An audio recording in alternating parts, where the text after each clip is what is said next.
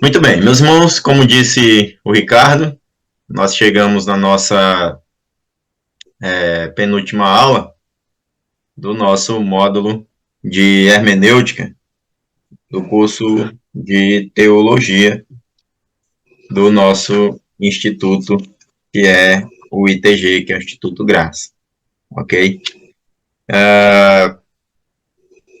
Durante os nossos estudos anteriores, nós aprendemos as práticas que são necessárias para se fazer uma fiel interpretação do texto bíblico. Aprendemos as práticas de hermenêutica e estudamos essas práticas com a finalidade de responder a uma pergunta básica que eu fiz lá na nossa primeira aula. Quando nós estudamos a hermenêutica, nós temos que ter em mente uma pergunta: qual é o significado que o autor tinha em mente quando ele escreve determinado texto? O que o autor está querendo dizer aos seus leitores quando ele escreveu tais palavras? Todas as vezes que nós abrimos a nossa Bíblia para examinarmos, para estudá-la, para fazer um devocional ou para expô-la a alguém, nós sempre devemos ter em nossa mente essa pergunta. Cada texto que nós vamos examinar, cada texto que nós vamos estudar, essa pergunta ela deve ecoar dentro de nossa cabeça. O que o autor ele estava querendo dizer quando ele escreve determinado texto? E não apenas isso, mas ir além.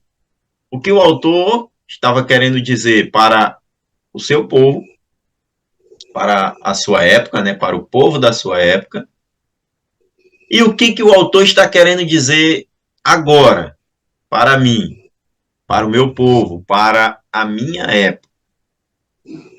O teólogo Virka, ele escreve uma outra palavra, né, que seria uma frase transcrita dessa pergunta, qual é o significado que o autor tinha em mente quando ele escreve isso, né? Isso, ou seja, reforçando a pergunta para a gente trazer para a nossa mente. Essa pergunta, como eu disse, deve ecoar dentro de nossa cabeça, ela deve ecoar dentro de nosso cérebro, para que nós tenhamos uma fiel e verdadeira interpretação da palavra do nosso Deus. Já muito bem disso. O teólogo Virkley, né, e recomendo que não comprou esse livro ainda, compre. Vai ser muito bom, né? Como eu disse, é o livro que eu tenho usado como base para as nossas aulas, porque ele tem conteúdos preciosos, preciosíssimos, hermenêutica avançada, para nós podermos fazer uma interpretação fiel e correta das escrituras do nosso Senhor Jesus. Ele diz que existem duas principais categorias de passagens bíblicas que as perguntas que foram colocadas aqui, elas devem ser endereçadas, ou seja, nós devemos direcionar essas duas perguntas para duas principais categorias. A primeira dessa categoria, ela é constituída de porções narrativas, como nós podemos tornar essas porções narrativas bíblicas úteis para o ensino. Como podemos tornar essas narrativas úteis para a nossa repreensão e para a repreensão dos ouvintes da palavra de Deus? E aí eu pego aqui o princípio do texto bíblico, que ela deve ser útil para o nosso ensino, para a nossa repreensão, para a nossa correção, para a nossa educação na justiça. Ou seja, a hermenêutica ela deve produzir esse efeito das Sagradas Escrituras na nossa vida. A segunda categoria, a primeira eu já disse, é a categoria de porções narrativas das Escrituras, e a segunda categoria é como nós podemos aplicar os mandamentos normativos da Escritura na nossa vida. Em outras palavras, como nós podemos transferir esses mandamentos e essas escrituras para o nosso tempo, para a nossa cultura, sem levar em conta quão arcaicos ou peculiares eles nos podem parecer. Como devemos, ou será que nós precisamos transformá-lo, né? Ou transcrevê-los para a nossa realidade? Que diretrizes nós podemos adotar para responder essas perguntas? Então, o princípio básico, né? Então, vamos lá.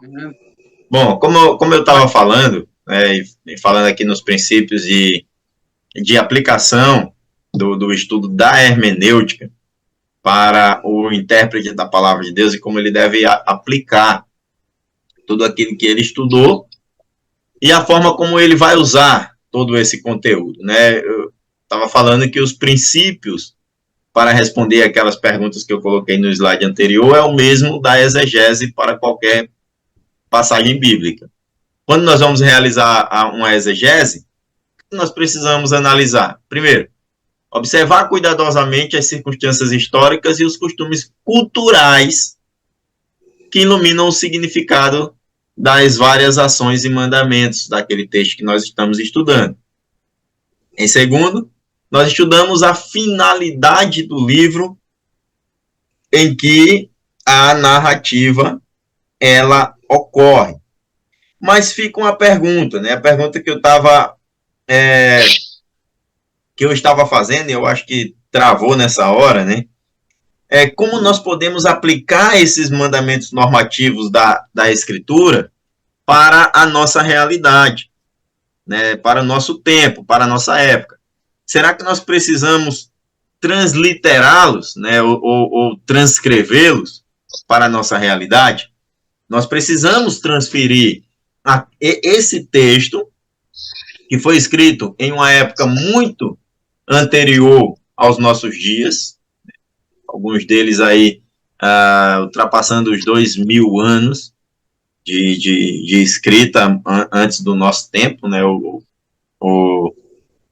muito tempo atrás, e como nós podemos pegar esse texto, né, que foi escrito naquela época em uma linguagem cultural de muito tempo atrás para a nossa realidade. Precisamos fazer isso, né, e levar em consideração o quão arcaico e peculiar também são essas escrituras, certo? E aí, para responder essa pergunta, adotamos algumas diretrizes, e eu vou focar em cima disso, certo? Uma das diretrizes adotadas aqui é a dedução de princípios. Que dedução de princípios é essa? Né? Ou seja, é um modo hermeneuticamente legítimo de demonstrar a aplicabilidade das porções narrativas das Escrituras aos crentes dos dias atuais. Como eu disse, é uma forma que nós nos utilizamos para legitimamente, sem agredir, né, a palavra de Deus, sem adulterar a palavra de Deus, aplicar as Escrituras, o texto que nós estamos estudando, que nós estamos examinando, de uma forma legítima aos crentes do nosso dia, da nossa época.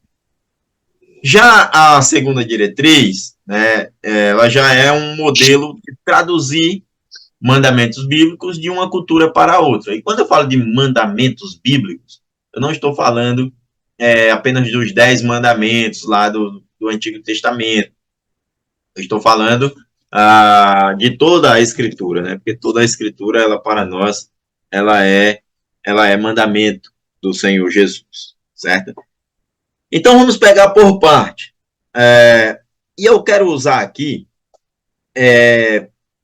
dois textos, né? Dois textos do Antigo Testamento que se encontram no livro Hermenêutica Avançada, do teólogo Virgo, para que nós possamos examinar esses princípios e entender de que forma nós podemos aplicar de uma forma mais eficiente e fiel para a nossa vida. Nós estudamos sobre alegorismo. Às vezes a Bíblia usa alegoria para tratar de determinados assuntos, e nem sempre ela vai ser literal em seus textos, mas precisamos ter um extremo cuidado para realmente ter certeza de que aquele texto que nós estamos estudando se trata de uma alegoria, certo? Então, vai sempre existir em nossos corações o desejo de tornar as passagens bíblicas do Antigo Testamento aplicáveis aos nossos dias atuais. Não podemos cair no erro, não podemos cair no equívoco, como muitas seitas, grupos religiosos atuais existem, de adotar somente o Novo Testamento como um mandamento válido para a época da igreja. E nem também incorrer no erro de adotar somente o Antigo Testamento, ou até mesmo colocar um ou outro mandamento superior ao demais. Nós entendemos como igreja de que toda a escritura ela é igualmente importante para nós. Não há esse grau de superioridade entre o Antigo e o Novo Testamento, certo? O que nós entendemos na transição do Antigo e Novo Testamento é que alguns textos, alguns mandamentos do Antigo para o Novo Testamento, eles foram reescritos, certo? Isso não anula o Antigo Testamento. Por que eu estou querendo dizer isso? Porque há pessoas que vão chegar e vai querer dizer assim, então se nós adotamos os mandamentos iguais do Antigo e Novo Testamento, então nós somos obrigados a guardar o sábado. É justamente nesses pontos que nós entendemos a reescrição no Novo Testamento, e nessa reescrição, alguns mandamentos do Antigo Testamento, eles sofreram ali alterações, certo? Então, para a gente entender isso, o alegorismo, ele vai existir, mas nós precisamos ter cuidado na forma como nós enxergamos esse alegorismo, certo? Uma coisa para a gente ter em mente é que depois que realizarmos todas essas análises, todos esses estudos, toda essa busca que nós realizamos durante todo o processo que nós aprendemos aqui no módulo de hermenêutica, o intérprete ele vai estar em posição de entender o significado da narrativa em seu ambiente de origem, certo? E aí, por fim, com base nesse entendimento, aí sim nós começamos a usar um processo de dedução. Seguiu todos os passos, colheu todas as informações necessárias, tomou todas aquelas evidências e verdades, chegou à conclusão, a partir de todas aquelas informações colhidas, de todas aquelas análises feitas dentro dos passos que nós estudamos aqui, aí sim pode ser iniciado um processo de dedução. Que processo é dedução? É esse que nós vamos fazer. Pronto, o que eu estava falando é que depois de realizar tudo isso, o intérprete das escrituras, ele vai ter posição de entender o significado da narrativa e aplicá-la dentro do seu ambiente de origem, mas deduzindo as informações que foram colhidas ali para a realidade do crente de hoje, certo? Então, o que o intérprete ele vai fazer após colher todas essas informações, após preparar, seguir todos aqueles passos ali de preparação? Ele vai procurar articular os princípios que foram exemplificados na história, que continuam a possuir aplicabilidade para o texto. Porque é fato que nem todos os princípios da narrativa do texto do Antigo Testamento que nós estivermos estudando, ou até do Novo, serão ou terão aplicabilidade para o nosso dia, para a nossa época, certo? Não dá para a gente trazer tudo isso para a nossa época. Por exemplo, eu poderia pegar texto bíblico que tem lá no Antigo Testamento, quando fala que o homem não deve tomar como esposa outra que fosse rival da que ele já tinha, poderia dar a entender que a poligamia ali era aceitável. Né? Ele até poderia ter outra esposa, desde que essa esposa não fosse rival da esposa que ele já tinha. Então, esses textos, esses princípios, eles não têm aplicabilidade para a nossa época. Nós sabemos desde o início que o Criador fez homem e mulher, e apenas um homem e uma mulher, né? Um para o outro. Deus não fez várias mulheres para um homem, nem vários homens para uma mulher. Então, nós precisamos ter cuidado, né, e, ao entender esses princípios que são aplicáveis para os dias atuais, para não cairmos no erro de muitos grupos, novamente reforço, e até de líderes religiosos, que fazem uma interpretação equivocada de textos do Antigo Testamento para satisfazerem os prazeres de sua carne, né? Os seus prazeres pecaminosos. Então, nós precisamos ter cuidado com isso. E como eu disse, eu vou pegar aqui para a gente examinar duas narrativas que são citadas no livro Hermenêutica Avançada, do teólogo Virkler, para esclarecer o processo de deduzir princípios. A primeira é um exemplo que se encontra no livro de Levítico, capítulo 10, dos versículos 1 a 11. Levítico 10, versículos 1 a 11. Deixa eu só... versículo 1 a 11. Levítico 10, versículos 1 a 11. Se alguém tiver com a Bíblia em mãos aberta e puder ler esses textos, eu agradeço.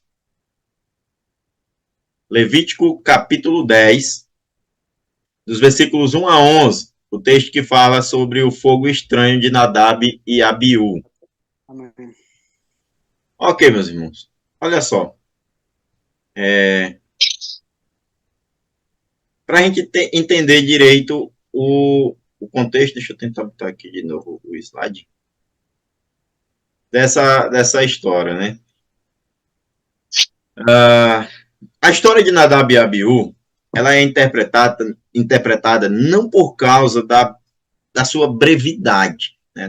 Nós vimos ali uma história breve, que narra a situação daqueles dois irmãos. Mas ela também é interpretada pela forma severa e singular do juízo aplicado sobre eles. Essa história, ela desperta nos estudiosos uma grande curiosidade, porque, em primeiro lugar, não se vê de imediato um relato do que seria esse fogo estranho. Não vimos a explicação, né? Não sabemos o que era esse fogo estranho. É até interessante isso, porque nós podemos aí relacionar, por exemplo, com a história de Caim e Abel. A palavra de Deus fala que Abel levou uma oferta para Deus que agradou o Senhor, tirou do melhor do seu rebanho. Caim, ele tirou da lavoura. Caim era agricultor, Abel era pastor de ovelhas. Deus se agrada da oferta de Abel, mas Deus não se agrada da oferta de Caim, o que suscitou a ira de Caim. Nós também não vimos ali uma narrativa prévia da forma de oferta que Deus preferia. Há teólogos estudiosos, né, inclusive o pastor saudoso Bill, ele acreditava que Deus havia falado para eles de alguma forma qual era o tipo de sacrifício que Deus aceitava, qual era o tipo de oferta, mas na Bíblia especificamente, Nós não vemos Deus dizer assim, olha, eu quero o sacrifício com vida. Eu não quero o sacrifício que não tenha vida. Né? Eu não quero alimento, eu não quero cereais. É um sacrifício vivo. Já, semelhantemente, aqui na história de Nadab e Abiú, a gente vê também esse detalhe, né? Não houve um aviso prévio, pelo menos não escrito aqui na palavra, ou que os alertasse sobre o que seria esse fogo estranho. E também não há uma explicação de o porquê dessa reação tão rápida e tão severa da parte de Deus. Quando eu gosto de usar muito esse texto, quando eu estou pregando ele, para falar sobre a intenção do coração. O fato é que a intenção de Nadab e de Abiú não eram más, não eram intenções ruins, né? Eles não pegaram esse fogo e levaram lá com a intenção de desagradar a Deus, com a intenção de suscitar a ira de Deus. Eles tinham em seus corações a melhor das intenções. Da mesma forma, Caim.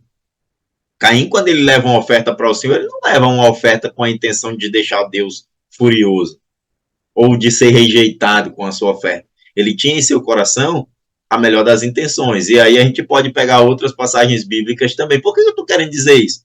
Porque é muito comum, por que estou dizendo isso, na verdade? Né? Porque é muito comum nos dias atuais nós nos depararmos com grupos religiosos onde seus adeptos vivem uma vida completamente dissoluta, longe dos princípios bíblicos para a vida do cristão, e eles ainda dizem assim, olha, não importa o que está no exterior, né? Não importa o que nós estamos fazendo, porque o que importa é o que está no coração.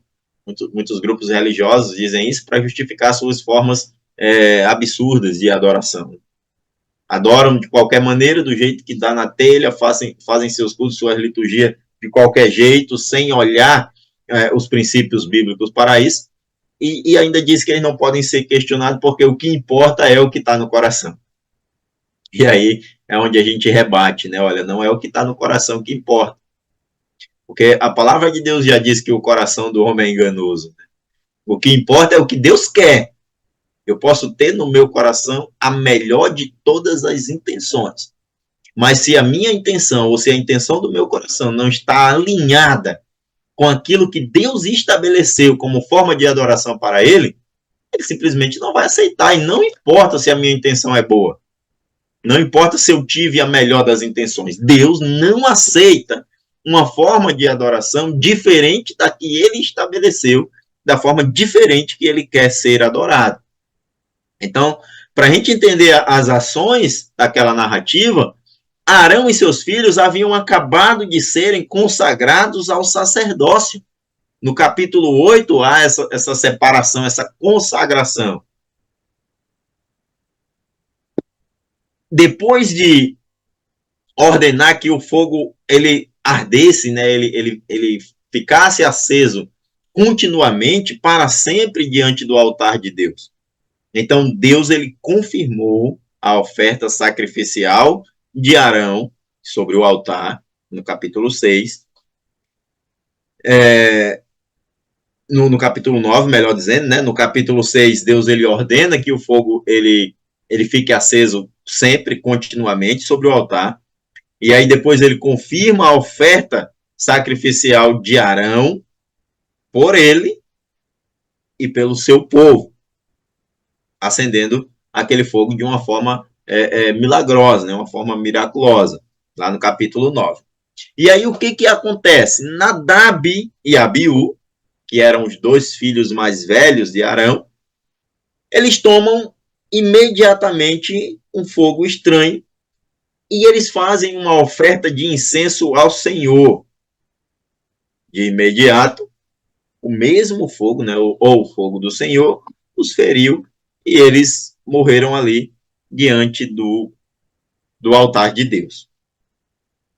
Moisés profetizou e deu a seguinte ordem aos parentes de Arão: que tirassem do acampamento os corpos de Nadab e Abiú.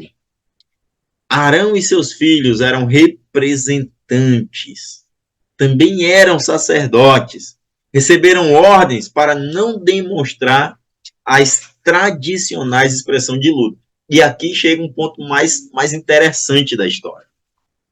Logo após a morte dos dois filhos, a ordem que Arão recebe de Deus, por meio de Moisés, é para não demonstrar para o povo a expressão de luto pelos seus filhos. Eles tinham que seguir a sua vida sacerdotal e cerimonial normalmente como se nada tivesse acontecido. Quão difícil era para um pai que havia perdido ali seus dois filhos mais velhos e ser proibido ali de expressar até o luto, o sofrimento, a tristeza por a perda desses filhos. Eles não podiam demonstrar essas expressões, demonstrar tristeza, demonstrar fraqueza, embora somente os parentes pudessem fazer isso. Arão não. Então, o Senhor deu a Arão ali naquele texto 3 ordens interessantes, lá em Levítico 10.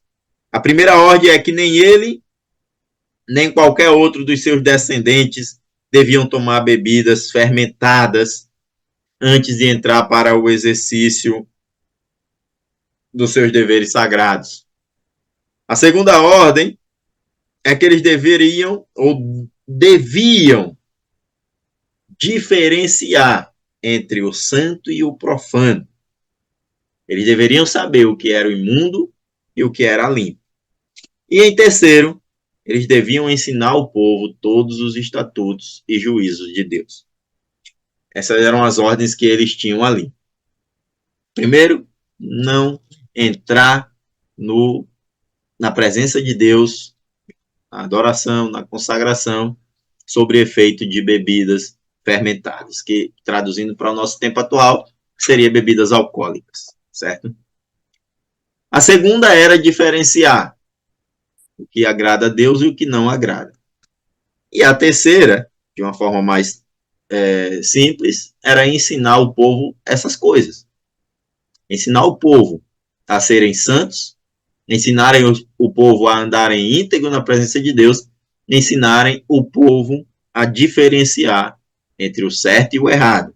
Essa era a visão para aqueles homens naquela situação. Agora, se nós examinarmos esse texto de uma análise histórica cultural, o que nós vamos extrair de ensinamento para esse texto? Olha, naquela época, Israel havia acabado de sair da terra do Egito, onde eles eram escravizados e onde eles haviam presenciado, e muitos deles até se contaminado, com a idolatria daquele povo egípcio. Né? Aqueles povos, eles haviam esquecido a sua forma santa de viver perante Deus, pelo menos em sua grande maioria, e haviam se contaminado com a forma de vida do povo egípcio. Havia, quando o povo sai da terra do Egito, em direção à terra prometida que Deus havia designado, né, prometido para aquele povo, existia ali constantemente, assim, pronto. Israel havia acabado de, pegando ali o contexto histórico daquela época, né, o que a nação de Israel estava vivenciando naquela época. Israel havia acabado de sair da terra do Egito, onde eles haviam sido escravizados por aproximadamente 400 anos. E se contaminado com a vida idólatra daquele povo. A terra do Egito era uma terra voltada, focada pela idolatria.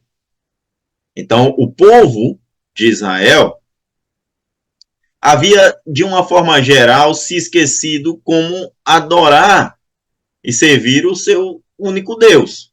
Essa era a realidade. a maioria deles, ou todos que estavam ali, haviam nascido, né, na terra do Egito. Então, aprenderam os costumes egípcios, a viver como viviam os egípcios. Então, o que o povo de Israel, na verdade, eles queriam ali, e o que existia constantemente, era o perigo de um sincretismo religioso. Ou seja, o perigo de associar o culto ao Deus verdadeiro com as práticas do culto pagão. E isso existe, né? Até nos dias atuais existe. Esse perigo era iminente. Constantemente o povo estava se lembrando da sua velha vida, das suas ações, de como eles viviam no Egito. Isso estava no coração do povo. Há uma velha frase que as pessoas usam até com muita precisão, quando dizem assim: o povo saiu do Egito, mas o Egito não saiu do povo. Ou seja, porque em seus corações, o povo, eles ainda estavam apegados aos costumes egípcios. E essa foi a principal razão pela qual Deus não permitiu que aquele povo entrasse na terra prometida, mas sim os seus filhos. Por quê? Porque Deus queria um povo com o coração e mente purificados do mal. Então, aqueles que nasceram no deserto, que foram ensinados nos caminhos de Deus no deserto, sendo acompanhados ali pela presença do próprio Deus, esses entraram com uma nova mentalidade, porque os que saíram do Egito estavam sempre com essa ideia de sincretismo à mente, né? Eles queriam fazer as duas coisas, adorar a Deus e adorar os pagãos. Tanto é que quando Moisés ele sobe no monte para receber os mandamentos de Deus, o que o povo faz? Inclusive liderado pelo próprio Arão, que já havia recebido, que Moisés já havia recebido de Deus a ordem para consagrá-lo como líder espiritual do povo. Eles fazem um bezerro para adorar ali como se fossem o seu Deus, né? Aquele que estava apegado aos seus corações, daqueles costumes egípcios. Então, o que eu estou fazendo nesse texto aqui? Eu estou fazendo nesse texto uma análise histórica cultural. Agora, quando nós trazemos esse texto, pegamos ali a análise contextual do texto, o que nós precisamos entender ali naquela análise contextual? O que o contexto nos fala? Aquele dia era o dia da investidura de Arão e seus filhos como iniciadores do sacerdócio levítico. Era um dia especial, não era um dia qualquer. As ações que eles realizassem seriam, sem a menor dúvida, consideradas como precedentes para os que viessem depois deles. Então, imaginem a situação. De igual modo, a aceitação ou a rejeição dessas ações por parte de Deus também iria influir sobre os futuros desenvolvimentos dos próprios sacerdotes e das atividades sacerdotais. Então, a razão pela qual Deus ele vai proibir Arão ali até de expressar, vivenciar o luto pelos seus filhos. Olha, não demonstra essa tristeza, não demonstra esse luto, deixa que os parentes vão lá e cuidem de tudo, segue os teus deveres sacerdotais normais. Agora, irmãos, nós podemos inferir desse texto e aplicar para o nosso dia, né, que se um filho de um sacerdote, de um pastor morrer, ele deve agir como Deus orientou a Arão que agisse. Por isso, o cuidado de termos da Bíblia uma hermenêutica correta, uma hermenêutica fiel, para não estar inferindo do texto aquilo que Deus não diz. A ideia de nós estamos fazendo aqui, analisando o quê?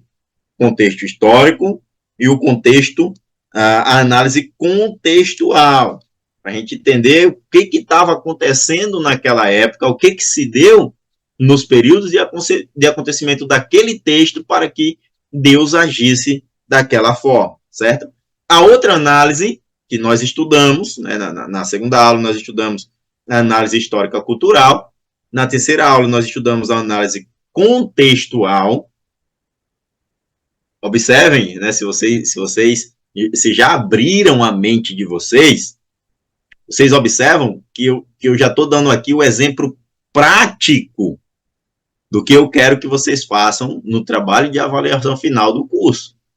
O que nós estamos fazendo nesse texto agora é o que eu quero e vou querer que vocês façam no trabalho de conclusão do módulo de vocês. Ou seja, o passo a passo de cada uma das análises que nós estudamos. Pegamos um texto, lemos o texto, analisamos aqui a narrativa, né, a análise histórica cultural, analisamos a análise contextual e a análise lexossintática e teológica. Podemos trazer as duas para um único viés.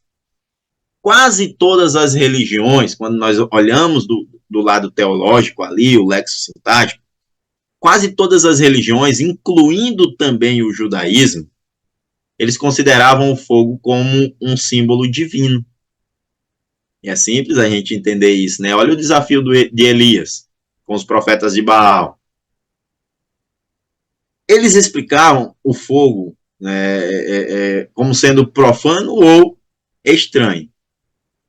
O fogo que Nadab e Abiú oferece como fogo que Deus não lhes havia ordenado oferecer foi entendido por Deus como sendo um fogo estranho. Essas eram as duas visões que as pessoas olhavam ali o fogo, quando o simbolismo do fogo era voltado para um lado religioso, como fosse um símbolo divino. Ou era um fogo, ele poderia ser profano, estranho, ou um fogo santo. Aquele fogo que Nadab e Abiú levam ali não foi entendido como sendo fogo santo. Deus não havia ordenado que eles oferecessem aquele fogo ali. E a gente pode dizer assim, mas não existe apenas um único tipo de fogo? Quem já viu fogo diferente? Eu não sei se a forma como eles produziram aquele fogo teria sido a forma que havia gerado essa rejeição de Deus. Mas uma expressão semelhante a esse fogo profano ou fogo estranho, ela existe lá no livro de Êxodo, no capítulo 30, versículo 9, onde fala ali sobre o incenso que não foram preparados segundo as instruções do Senhor. E ali ele é chamado de incenso estranho. Por isso que eu estou dizendo que, apesar da Bíblia não dizer, e é muito importante a gente sempre analisar esse contexto, apesar do texto em si ele não dizer que Deus havia demonstrado o que seria fogo estranho e o que seria fogo santo, é muito provável que Deus havia, sim, já mostrado ou falado para os sacerdotes a maneira como preparar esse fogo para que ele fosse aceito como fogo santo. E Nadab e Abiú, talvez com preguiça ou com pressa, não fez a preparação da forma como deveria ser feita. Não usou os materiais, talvez a madeira que Deus queria que fosse feito, o combustível certo, o procedimento, seguiu todo o ritual passo a passo ali, simplesmente Deus não aceitou. Poderiam ter sido ali os sacerdotes relaxados, né? Fazendo a obra do Senhor relaxadamente. E eu sempre digo isso, obedecer somente parte do que Deus manda não é obediência. Então, uma outra análise mais completa da sequência de tempo dos capítulos 9 e 10 que Nadab e Abiú fizeram da oferta de incenso entre a oferta sacrificial, lá no capítulo 9, versículo 24, a oferta de manjares que devia ter seguido, e aí a gente pula para o capítulo 10, 11, né, tô pegando o contexto ali todo daquele livro, isso é, numa hora que não havia sido designada para a oferta de incenso. Os teólogos Kiel e Delices, eles dizem que não é improvável que, abre aspas, Nadab e Abiú tensionavam associar-se aos gritos do povo como uma oferta de incenso para o louvor e glória de Deus. E apresentaram a oferta de incenso não só numa hora imprópria, mas não preparada do fogo do altar. e cometeram tal pecado com essa adoração de iniciativa própria, que foram mortos pelo fogo que saiu diante de Jeová, ou de Deus, né? Eu gosto muito dessa palavra Jeová, porque essa interpretação na língua, né, no hebraico, não tem J, né, o nome de Deus ali. O fogo do Deus Santo, em Êxodo 14, 18, que acabara de santificar o serviço de Arão como agradável a Deus, trouxe destruição aos seus 2 filhos mais velhos, porque não havia santificado, e aí de novo ele usa a palavra Jeová aqui, em seus corações, mas haviam eles próprios assumido a responsabilidade de um serviço rebelde, fecha aspas. Só um parênteses aqui sobre a palavra Jeová, é que quando a gente estuda as línguas originais da Bíblia, a gente vai perceber que os escritos do Antigo Testamento, que foram escritos em hebraico e aramaico, eles não tinham vogais. As palavras eram escritas somente de consoantes. E as palavras que alguns tradutores traduzem como Jeová no Antigo Testamento, que na nossa Bíblia aparece o Senhor, sempre apareceu o Senhor ali de caixa alta, né? Quando Deus fala com Moisés, Moisés pergunta, quando me perguntarem quem falou comigo, eu vou dizer o quê? Então, qual é o teu nome, né? E na nossa Bíblia a tradução ali é, eu sou o que sou, né? Eu sou o Senhor. Eu sou o Senhor, vosso Deus. Então, ele sempre vai se apresentar assim. Na linguagem bíblica original, ali tem o que nós chamamos de tetragrama, né? Que é YHWH. Uma tradução mais aportuguesada, né, seria Ial, ou até Iavé, como alguns chamam, né? Mas ali são consoantes, e há uma pronúncia correta para se falar, que os judeus não se atrevem a falar, né? Não se atrevem a usar essa pronúncia. Então, na verdade, a palavra Jeová ela nem se encaixa dentro dessa tradução, porque nem no hebraico, nem no aramaico, o Y tem som de J. O Y ele é uma consoante no hebraico e no aramaico. Mas bem, o objetivo aqui não é estudar a língua original em si, né? Mas o texto que a gente está focado. Voltando aqui. Essa interpretação, ela é confirmada pela profecia de Deus para Arão, quando Deus fala por intermédio de Moisés. Imediatamente depois de o fogo haver consumido Nadab e Abiú, ele diz o seguinte, isso é o que o Senhor diz. Mostrarei a minha santidade àqueles que se cheguem a mim e serei glorificado diante de todo o povo. Logo depois disso, Deus fala para Arão dizendo, lá em versículos 9 e 10, quando Deus diz, não, vinho nem bebida forte tu e teus filhos não bebereis, quando entrardes na tenda da congregação para que não morrais. Estatutos perpétuos será entre vós e vossas gerações, para fazer de diferença entre o santo e o profano, entre o imundo e o limpo. Certo? Então, há até teólogos que vai dizer que, na verdade, Nadab e Abiú, eles haviam entrado na tenda do Senhor sobre algum efeito de bebida, né? Talvez tivessem bebido vinho, mas isso a Bíblia não expressa, né? Então não posso inferir do texto aquilo que o texto não diz. É por isso que a gente precisa fazer uma análise cuidadosa, uma análise minuciosa. Há suposições que são cabíveis e há suposições que não são cabíveis. Como, por exemplo, eu posso supor nesse texto aqui, e eu abro mais um parênteses aqui para dizer com muita clareza, irmãos, se a gente pega um texto bíblico, como eu estou usando aqui o texto da Nadab e Abiú sobre o fogo santo, e eu estou dizendo que é provável que Deus tinha falado, apesar de não estar na Bíblia, que Deus tinha falado o que seria o fogo santo e o que seria o profano, eu preciso, sempre que eu fizer essa afirmação, eu deixar muito claro para os ouvintes que eu estou falando, que aquele é um entendimento meu. E talvez também de algum outro teólogo conhecido e renomado. E não dizer que a Bíblia diz isso. Olha, o texto não diz, a Bíblia não diz, mas eu acredito que seja assim. Nesse ponto é cabível. Por que é cabível? Eu não estou adulterando o que o texto está dizendo. Agora, se eu chego aqui e digo, olha, é provável que Nadab e Abiú estavam embriagados, eu estou fazendo uma colocação, forçando uma colocação onde não seria tão, seria a palavra aqui, tão cabível assim.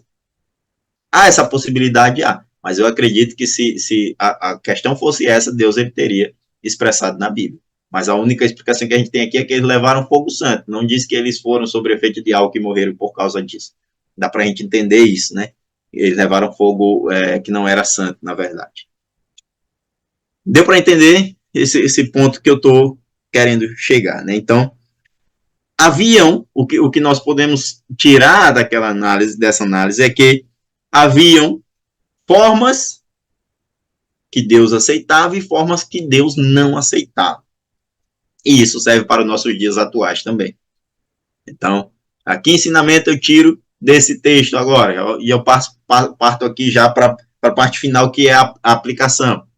Uma dessas formas é que haviam, naquela época, já maneiras de servir o Senhor, maneiras de adorar o Senhor, que Deus aceitava, e maneiras que ele não aceitava. Como hoje se diz, né? Os povos têm um ditado de dizer todos os caminhos levam a Deus, ou há vários caminhos que levam a Deus. Não, negativo. Toda religião leva a Deus? Não. Todo mundo adora o mesmo Deus? Também não. Há um único Deus, ele tem a sua religião, a sua igreja, que é a Igreja Universal, que é composta por todos os crentes verdadeiros, que professam a sua palavra, seguem seus ensinamentos e princípios e vivem conforme os seus mandamentos e ensinamentos. Essa é a igreja fiel e verdadeira, e nós acreditamos estarmos incluídos nessa igreja, nós da Igreja dos Irmãos, porque acreditamos interpretar a palavra do Senhor de uma forma fiel, aquilo que Deus ele quer nos transmitir. Mas o que eu estou querendo dizer é que Deus tem a sua maneira de ser servido, de ser adorado, de ser seguido. Não é de qualquer forma, não é de qualquer maneira. Então, Deus, o que precisamos ter em mente é que Deus é o iniciador da sua misericórdia e da sua graça na relação divina com o ser humano. É ele quem toma a iniciativa, não somos nós. Deus inicia. O que cabe a cada um de nós é a responsabilidade de aceitar essa infinita graça que Deus ele nos oferece. Principalmente os crentes, né, e aqueles que têm posições de liderança dentro da comunidade cristã, têm a responsabilidade de ensinar com todo cuidado, com toda responsabilidade, com todo compromisso, que a salvação vem unicamente pela graça de Deus e não pela via de obras humanas. E a diferença e aprender a diferenciar, né, na verdade, o santo e o profano. Isso deve ser ensinado, é responsabilidade do sacerdote. Então, tudo isso é iniciativa de Deus. Amém? Então, Nadab e Abiú foram reprovados por Deus em suas ações. Agiram de forma independente, agiram como o seu coração mandou, muito provavelmente, agiram acreditando que para Deus não importava a maneira como ele estava fazendo, mas o que estava em seu coração, o que estava em sua mente, o que estava em seu pensamento. Então, esse detalhe nós precisamos ter sempre com muito cuidado, analisar cuidadosamente cada um, e isso trago para a nossa vida espiritual como cristãos. Vou finalizar aqui. Isso eu trago para a nossa vida como servos do Senhor Jesus. Servir a Deus não é difícil e, ao mesmo tempo, é extremamente difícil. Não é da forma que nós queremos, é da forma que Deus quer. Não é da forma que nós pensamos, é da forma que Deus pensa. E muitas vezes nós podemos até não concordar, com determinado texto bíblico, com determinada passagem bíblica, e eu sempre digo, quem somos nós para não concordar com Deus? Quem somos nós para dizer que o que nós pensamos ou sabemos é melhor do que aquilo que Deus ele pensa e sabe? Então, fica para nós, né, esse ensinamento. Finalizo aqui a nossa aula, essa parte de aplicação do texto, e reforço, né, cuidado que devemos ter em cada um desses processos de análise do texto, e um cuidado ainda maior no cuidado na aplicação desse texto. Porque poderia ser muito fácil chegar aqui e dizer, olha, existe doutrina, é lei, aquele que fizer diferente do que Deus ensinou está condenado ao inferno, como Nadab e Abiú ali morreram e foram excluídos da presença de Deus. Mas vivemos hoje em uma época diferente, então essa aplicação do texto daquela época para a nossa época, ela deve existir. Essa transliteração tem que ser feita de forma espiritual, de forma cuidadosa, de forma minuciosa, para não adulterar a palavra de Deus, para não colocar palavras na palavra de Deus e para transmitir exatamente aquilo que Deus quer nos dizer com toda fidelidade. Amém? Meus irmãos, por hoje é isso. Espero que Deus tenha tocado um pouquinho no coração de vocês, que tenha ajudado a aprender, a entender um pouquinho mais sobre esse método de interpretação das Escrituras, e fica aquele tempinho que a gente tem aí para nosso diálogo, pergunta, ou alguma colocação que os irmãos quiserem fazer. E eu já vou deixando aí pela responsabilidade do Ricardo também.